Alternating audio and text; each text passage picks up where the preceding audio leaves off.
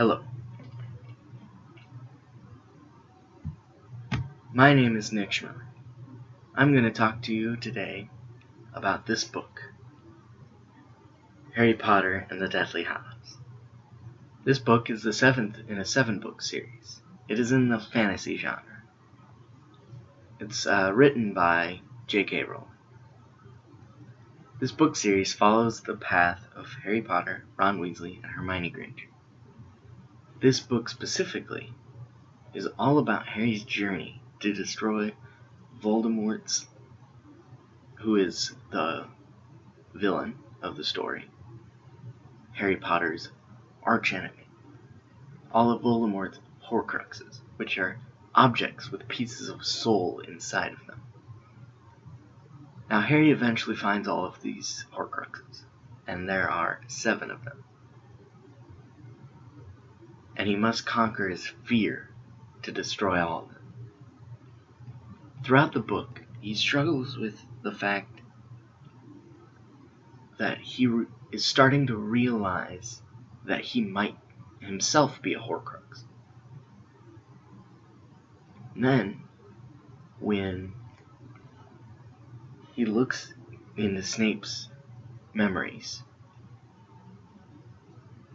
he finds out that on the night that Voldemort went to Godric's Hollow to kill Harry, Godric's Hollow is the birthplace of Harry Potter. When Voldemort went to kill Harry, Harry was made of Horcrux. That's why he can hear all of the Horcruxes. That's why he can speak in Parseltongue, snake speak. He must then choose between sacrificing himself or letting his friends sacrifice themselves for him.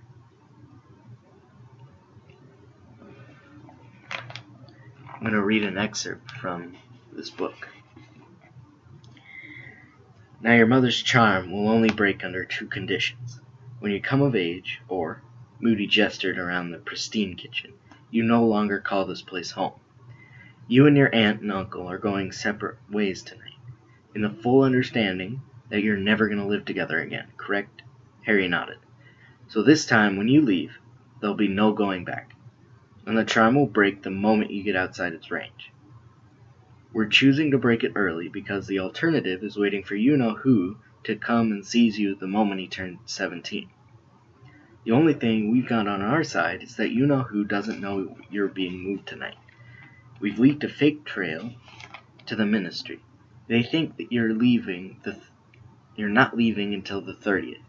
However, this is you-know-who we're dealing with, so we can't just rely on him getting the date wrong. He's bound to have a couple of Death Eaters patrolling the skies in this general area, just in case. So we've given a dozen different houses every protection we can throw at them. They all look like they could be the place we're going to hide you. They've all got some connection with the Order. My house, Kingsley's place, Molly's Aunt Muriel's. You get the idea. Yeah, said Harry, not entirely truthfully, because he could still spot a gaping hole in the plan. You'll be going to Tonks's parents. Once you're within the boundaries of the protective enchantments we put on their house, you'll be able to use a portkey to the burrow. Any questions? Yes, said Harry. Maybe they won't know which of the 12 secure houses I'm heading for at first, but won't it be sort of obvious once he performed a quick head count? 14 of us flying toward Tonks's parents? Ah, said Moody. I forgot to mention the key point. 14 of us won't be flying to Tonks's parents. There will be 7 Harry Potters moving through the skies tonight, each of them with a companion, each pair heading for a different safe house. From inside his cloak, Moody now withdrew a flask of what looked like mud. There was no need for him to say another word. Harry understood the rest of the plan immediately. No, he said loudly, his voice ringing through the kitchen. No way. I told them you'd take it like this, said Hermione with a hint of complacency. If you think I'm going to let 6 people risk their lives, because it's the first time for all of us, said Ron. This is different, pretending to be me. Well, that was really fancy it, Harry, said Fred earnestly. Imagine if something went wrong and we were stuck as specky, scrawny kids forever. Harry did not smile. You can't do it if I don't cooperate. You need me to give you some hair. Well, that's the plan, Scrapbird, said George. Obviously, there's no chance of us at all getting a bit of your hair unless you cooperate. Yeah, 13 of us against one bloke who's not allowed to use magic. We've got no chance, said Fred. Funny, said Harry. Really amusing. If it has to come to force, then it will, growled Moody, his magical eye now quivering a little in its socket as he glared at Harry. Everyone here's overage, Potter. They've all prepared to take the risk. Mundungus shrugged and grimaced. The magical eye swerved sideways to glare at him out of the side of Moody's head. Let's have no arguments. Time's wearing on. I want a few of your hairs, boy. Now. But this is mad. There's no need. No need? With you-know-who out there and half the ministry on his side, Potter, if we're lucky, he'll have swallowed the fake bait and he'll planning to ambush you on the 30th. But he'd be mad not to have a Death Eater or two keeping an eye out. It's what I'd do. They may not be able to get at you or this house while your mother's charm holds, but it's about to break. And they know the rough position of this place. Our only chance is to use decoys. Even you-know-who can't split himself into 7. Harry caught Hermione's eye and looked away at once. So, Potter, some of your hair, if you please. Harry glanced at Ron, who grimaced at him in a just-do-it sort of way. Now, barked Moody.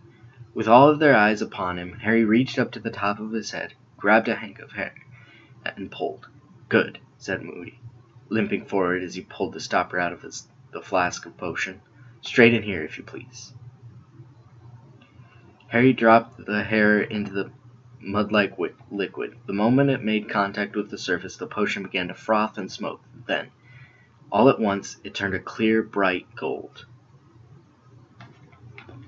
This book is amazing, because it has everything. Action, romance, magic, comedic relief. If you love fantasy and action, you will love this book, and book series. If you're interested in this, then start at the beginning, with the first book, because if you just pick up the 6th or the 7th one, you will be severely lost, and it would not help you, at all. So, my advice to you is if you pick this book series, then start at the beginning. I would give this book a 4.5 stars out of 5. It's my favorite book out of the whole series, and because it's got everything. Action, romance, the magic of the wizarding world, and comedic relief from the Weasley twins, which is hilarious. Thank you.